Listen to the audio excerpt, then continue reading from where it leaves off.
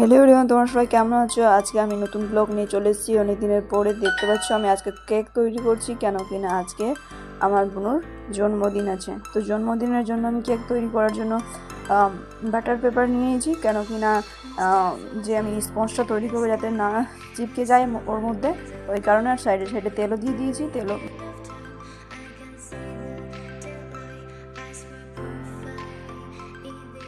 দেন তারপর আমি ক্রিম নিয়ে নিয়েছি, ভালো করে মিক্স করে নিয়ে তো রাতে দেখা হচ্ছে তোমাদের সঙ্গে। কেক তৈরি করার ভিডিওটা আমি তোমাদের সঙ্গে ইউটিউবে শেয়ার করতে পেরেছি। বা তোমরা যেহেতু দেখতে পেয়েছো আমাদের বাড়িতে অনেকে চলে এসছে, আর আমি কেক সামনে নিয়ে তোমাদের সামনে তুলে ধরেছি। দেখতে পাচ্ছ কেকটা অলরেডি ভালোই হয়েছে, ফার্স্ট কেক যেহেতু আমার।